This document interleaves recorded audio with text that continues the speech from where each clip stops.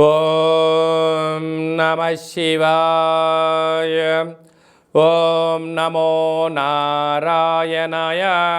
ఓం శ్రీ స్వర్ణాకర్షణ కాల భైరవాయ నమో నమః. ఓం శ్రీ నరదృష్టి నివారణ కాల భైరవాయ నమో నమః. ఓం కాళకాలాయ విద్మహే కాళాతీతాయ ధీమహి తన్నో శ్రీ స్వర్ణాకర్షణ కాళభైరవ ప్రచోదయాతు. హరి ఓం. మా ఛానల్కి స్వాగతం.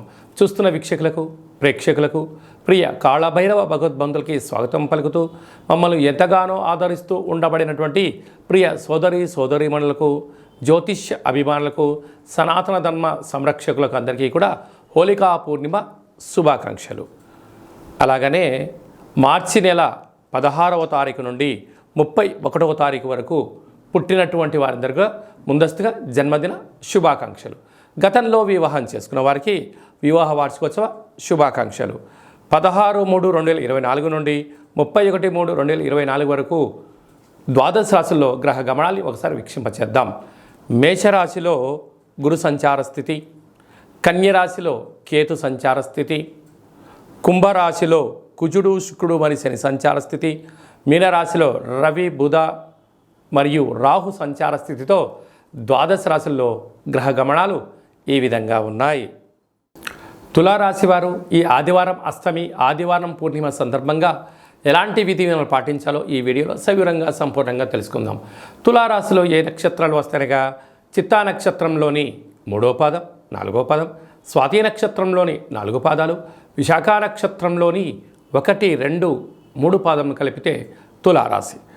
చాలామందికి పుట్టినటువంటి కాల సమయంలో డేటా ఆఫ్ బర్త్లో లేనటువంటి కారణం వలన పేరు యొక్క మొదటి అక్షరాన్ని అనుసరిస్తూ ఆ రాశిని తెలుసుకునే ప్రయత్నం చేద్దాం.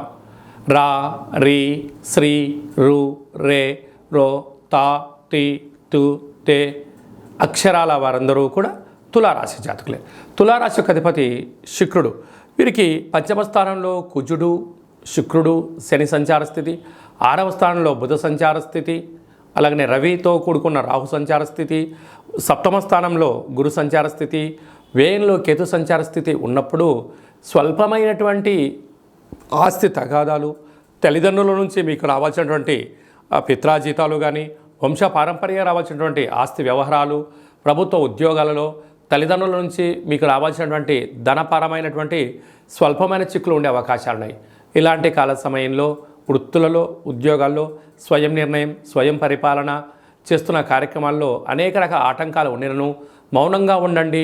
ధ్యానం చేస్తూ దాన్ని అర్థం చేసుకొని మీరు మాట్లాడగలిగితే తరతరాలు కూర్చొని తిన్న ఆస్తిని మీరు సంపాదించడానికి అవకాశం ఉంటుంది. తొందరపడి నిర్ణయాలు తీసుకున్నారా, బంధుత్వాలు పోగొట్టుకోవడం, మానవ సంబంధాలు, ఆర్థిక సంబంధాల్లో అనుకోవడమే, మిమ్మల్ని మీ తల్లిదండ్రులే, మీ పిల్లలే, మీ వారసులే మీరు తినాల్సిన ధనాన్ని తినకుండా మిమ్మల్ని దూరం చేసే శత్రువులు పొంచి ఉన్నారు. తస్మాత్ జాగ్రత్త. కనుక సాఫ్ట్వేర్ ఉద్యోగస్తులు, హార్డ్వేర్ వాళ్ళు, స్వయం వృత్తులు, సేవా రంగాలు, గృహ భవన నిర్మాణ కార్యక్రమాలు ఆచరింపజేసేవారు ఎంతో ఓపిక, పట్టుదల అవసరం. కనుక ఈ ఆదివారం అష్టమి, ఆదివారం పూర్ణిమ సందర్భంగా రురు కాళభైరవ స్వామి యొక్క పూజ, కూష్మాండ దీపము, సౌభాగ్యముడుపు మీకు అదృష్టానికి, ఐశ్వర్యానికి స్వాగతం పలుకుతుందని చెప్పి గమనించాలి.